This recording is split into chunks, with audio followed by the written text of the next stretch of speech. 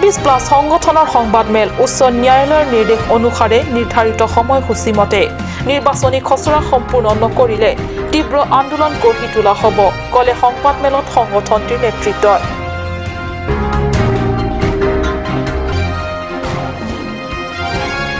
KSA সিমিয়ন ডংফাৰৰ উদ্যোগত বাহিৰ কৰা পদযাত্ৰা সমাপ্ত ডিফুত উপনীত হল ডংকামুকাম আৰু হৰিয়াজানৰ পৰা পদব্ৰজে অহা ছাত্ৰ নেতা তথা সদস্যববীয়াসকল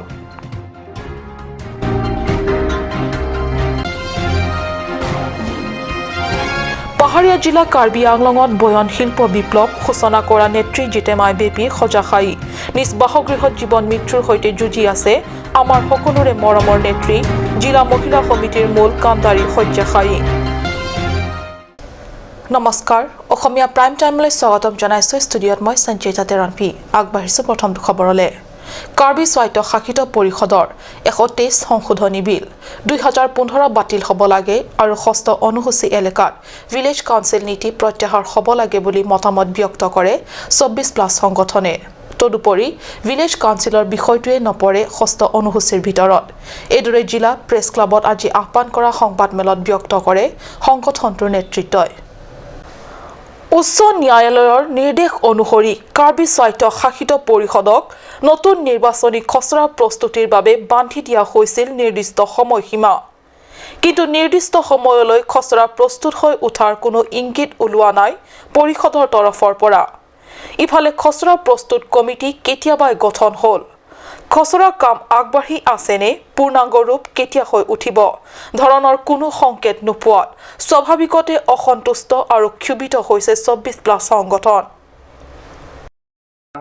State Election Commission pen election angka conduct halas angka conduct aja kong bang litung pidat ko asila so puthak bang la so puthak abang ke prabjin pen karben autonomous council pen si emergency session hang pen halas so puthak ke khang ni fan si ni litung mi pen chuning ripong la pen ke la sol thak puthak 2013 naning kan Karbi Anglong Autonomous Council pen village council aputhak model draft bill ka silam to halasom model draft bill ka silam abang ta prabjin pen withdraw nangdi la so puthak Karbi Anglong Autonomous Council pen tok jil pen isi ke parai pen la so puthak central government atom lo nangdi kali pulo ta pen hitung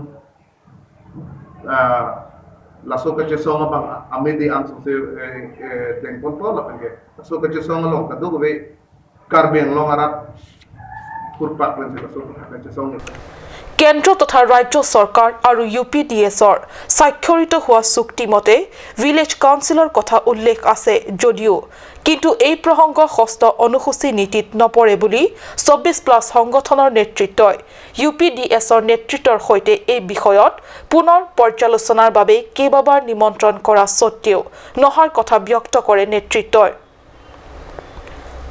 উচ্চ ন্যায়ালয়ৰ নিৰ্দেশ মতে অহা 2019 চনৰ 13 জানুৱাৰীলৈকে আছে খচৰা প্ৰস্তুতিৰ সময়সীমা কিন্তু আজিৰ তাৰিখলৈকে পৰিষদীয় চৰকাৰে এই বিষয়ত একো জানিবলৈ দিয়া নাই বুলি সংবাদমেলত ব্যক্ত কৰাৰ লগতে নিৰ্দিষ্ট সময়সীমাৰ ভিতৰত খচৰা প্ৰস্তুতিৰ কাৰ্য হৈ নুঠিলে অনাগত সময়ত গণতান্ত্ৰিকভাৱে তীব্ৰ আন্দোলন গঢ়ি তোলাৰ হুংকাৰ দিছে 24+ সংগঠনৰ নেতৃত্বই নিৰ্দেশ মতে Karbi Anglong Autonomous Council নতুন rules বনাব লাগে as per section to the Indian Constitution paragraph 2 chapter 7 কিন্তু Karbi Anglong Autonomous Council এতিয়ালৈকে এইটো rules ফ্ৰেম কৰা নাই ইয়াৰ কাৰণে আমি ক'ব বিচাৰিছো যে Karbi Anglong Autonomous Council যদি 13 জানুৱাৰী 2019 যদি নিউ ৰুল ফ্ৰেম নকৰে তেনেহলে আমি 24টা সংগঠন মিলি 14 জানুৱাৰী 2019 পৰা আমি প্ৰতিবাদ কৰি যাম আৰু লগত মই ক'ব বিচাৰিছো যে Karbi Anglong Autonomous Council অতি শীঘ্ৰে Karbi Anglong Autonomous Council session বহিব লাগে সেশন বহি ৰেজুলেশন লব লাগে আৰু তাৰ পিছত Karbi Anglong Autonomous Council 123rd amendment bill to oppose কৰিব লাগে আৰু লগত 2013 মডেল ড্ৰাফ্ট বিল যিটো ভিলেজ কাউন্সিলৰ ড্ৰাফ্ট বিল বনাইছে সেইটো তাৰমানে এইটো ড্ৰাফ্ট বিলো পোষ্ট কৰিব লাগে আৰু কাৰ্বি আংলং অট'নমাছ কাউন্সিলক অতি শীঘ্ৰে এই তিনিটা পইণ্ট অতি শীঘ্ৰে সমাধান কৰিব লাগে। অৰুণ লেখথে ৰিপৰ্ট কাট নিউজ। বড়ো চুক্তিৰ অষ্টম দফা বাতিল আৰু 244 শীঘ্ৰে কাৰ্যকৰীৰ দাবীত যোৱা 8 ডিচেম্বৰৰ পৰা পূব কাৰ্বি আংলঙৰ সৰিয়জান আৰু পশ্চিম কাৰ্বি আংলঙৰ পৰা চিমিয়নৰ নেতৃত্বৰ KSAৰ উদ্যোগত 16 সংগঠনে পদযাত্ৰা আৰম্ভ কৰে। 4 দিন ধৰি এইদৰে খোজকাঢ়ি আহি 11 ডিচেম্বৰে উপনীত হয় ডিফুত। প্ৰতিবাদী ছাত্ৰ দলে চহৰৰ ৰাজপথেৰে আহি কাৰ্বি স্বায়ত্ত পৰিষদৰ সচিবালয়ত প্ৰাংগণত উপস্থিত হয়। বিশাল ছাত্ৰ দলৰ উদ্দেশ্য আছিল মুখ্য কাৰ্যবাহী সদস্য CEM তুলিৰাম ৰংহাঙৰ হাতত বড়ো চুক্তিৰ অষ্টম দফা বাতিল আৰু 244 কাৰ্যকৰীৰ দাবী সম্বলিত এখন স্মাৰক পত্ৰ প্ৰদান কৰা। কিন্তু সেই সময়ত সচিবালয়ত নাছিল কোনো নিৰ্বাচিত সদস্য তথা CEM ৰংহাং।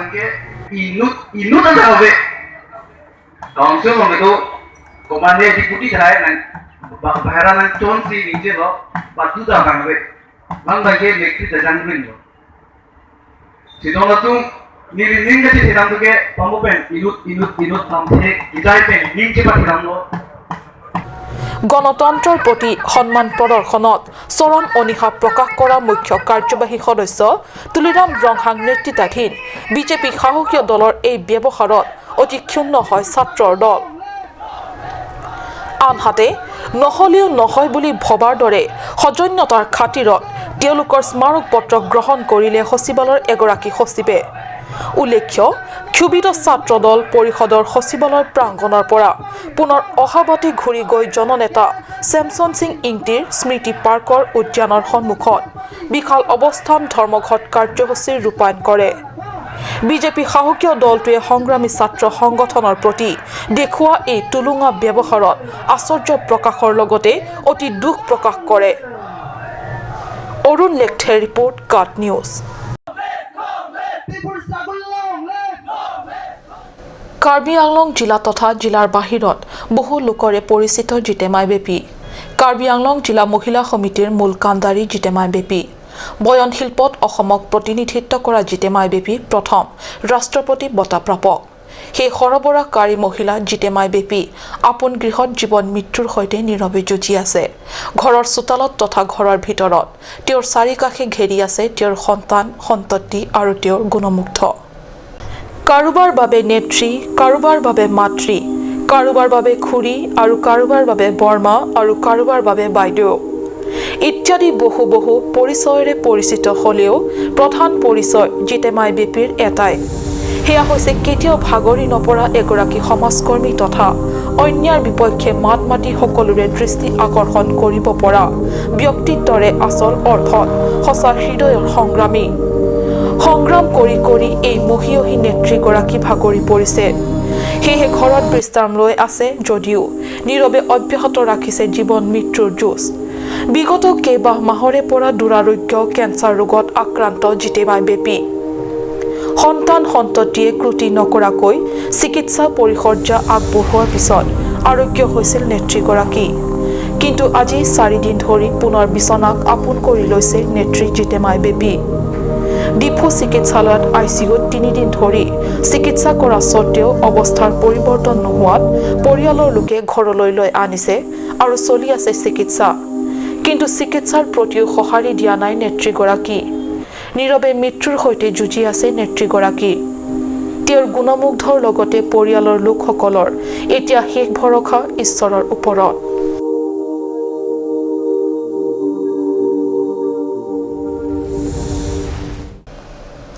আজিকালি সকলোতে কম্পিউটাৰৰ জনপ্ৰিয়তা। কম্পিউটাৰৰ অবিহনে শিক্ষা আধৰুৱা। আধুনিক শিক্ষা ব্যৱস্থাত কম্পিউটাৰৰ প্ৰয়োজনীয়তালৈ লক্ষ্য কৰি কাৰ্বি আংলঙৰ হাঞ্জালাংস্থিত ইউথ ক্লাবৰ উদ্যোগত ডিফু নেহৰু যুৱ কেন্দ্ৰৰ সহযোগত ছাত্ৰ ছাত্ৰীক দিয়া হয় কম্পিউটাৰৰ প্ৰশিক্ষণ। প্ৰশিক্ষণৰ অন্তিম দিনা সকলো প্ৰশিক্ষাৰ্থীকে প্ৰদান কৰা হয় কম্পিউটাৰৰ কোৰ্চ লোৱাৰ প্ৰমাণপত্ৰ। ডিফুস্থিত নেহেৰু যুৱ কেন্দ্ৰৰ সহযোগত হান্টালাংছো ইউথ ক্লাবে কম্পিউটাৰ শিক্ষাৰ বেচিক ভকেশ্যন আৰু ছফ্ট স্কিলৰ ওপৰত 9 ছেপ্টেম্বৰৰ পৰা 9 ডিচেম্বৰলৈ এমহীয়া প্ৰশিক্ষণ দিয়া হয়। কম্পিউটাৰৰ ওপৰত বেচিক জ্ঞানৰ এমহীয়া প্ৰশিক্ষণ অন্তত প্ৰশিক্ষাৰ্থীসকলক একোখনকৈ চাৰ্টিফিকেট প্ৰদান কৰা হয়। চাৰ্টিফিকেট প্ৰদানৰ উপলক্ষে আয়োজিত সভাত হান্টালাংছো ইউথ ক্লাবৰ সভাপতি হাৰসিং বে সভাপতিত্ব কৰে। সভাত বিশিষ্ট সমাজকৰ্মী ক্ৰমে সঞ্জয় টিমু, চাৰসিং টিছু, বোকাজান প্ৰেছ ক্লাবৰ সম্পাদক আনন্দ টেৰাং প্ৰমুখ্যে বিশিষ্ট ব্যক্তিসকলে অংশগ্ৰহণ কৰে আৰু প্ৰতিগৰাকী অতিথিয়ে বৰ্তমান শিক্ষা তথা ব্যক্তিৰ জীৱনত শিক্ষাৰ প্ৰয়োজনীয়তাৰ সন্দৰ্ভত মতামত আগবঢ়ায়। বোকাজানৰ পৰা আনন্দ টেৰাঙৰ report cut news.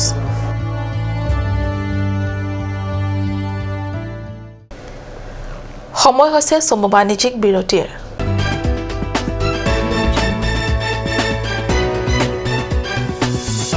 Aturkimi Academy Jifu, affiliated to CBSE, New Delhi. Admissions open for Montessori, LKG, UKG, class 1 to 9 for the session 2019 and 20. Facilities like boys and girls hostel, crash babysitter, art class on Saturday and Sunday. Registration forms are available at school office on all working days from 1st week of December 2018 from 8 a.m. to 1 p.m. Aturkimi Academy Difu, Rukasan Amlapati, Difu 782460. For more queries, please contact at the number given on screen. Free admissions for Montessori students sponsored by Aturkimi Society.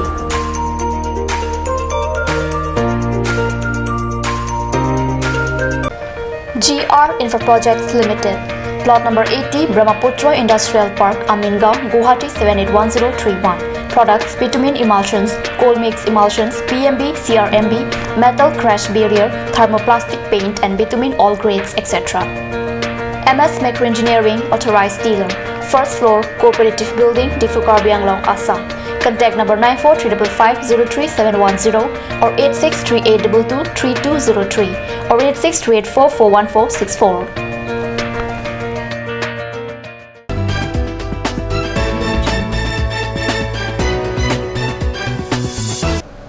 বিৰতিৰ পিছত পুনৰ স্বাগতম জনাইছো বাতৰি মজিয়ালে।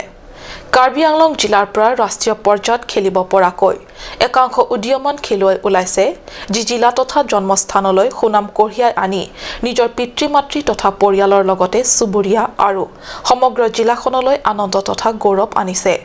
বৰ্তমান এনে এজন খেলুৱৈ হৈছে অমৃত ৰংপি।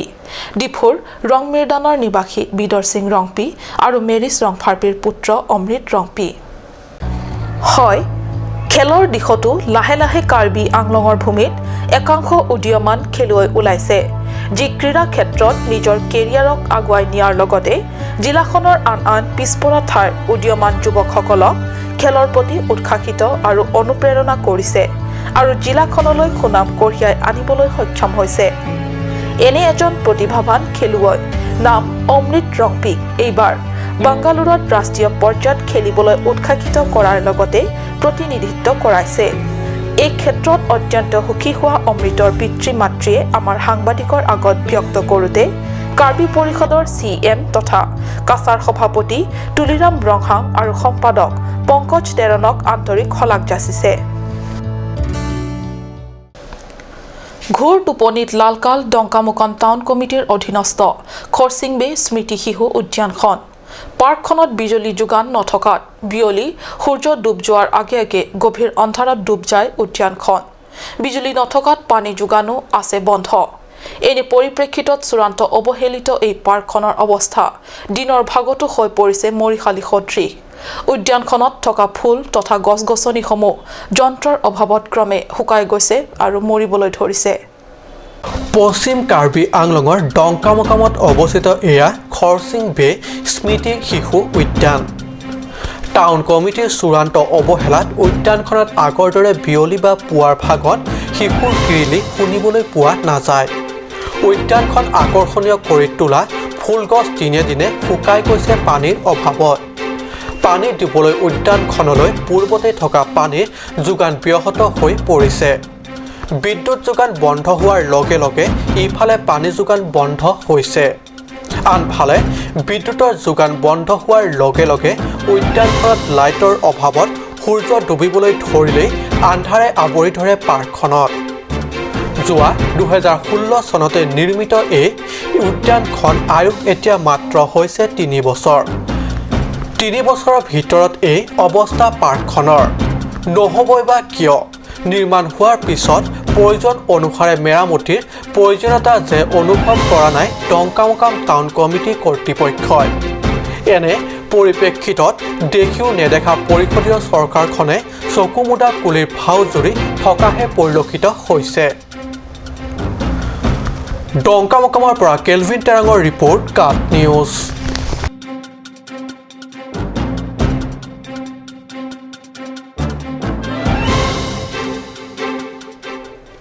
আজিৰ বাতৰি ইমানতে সামৰিছোঁ ধন্যবাদ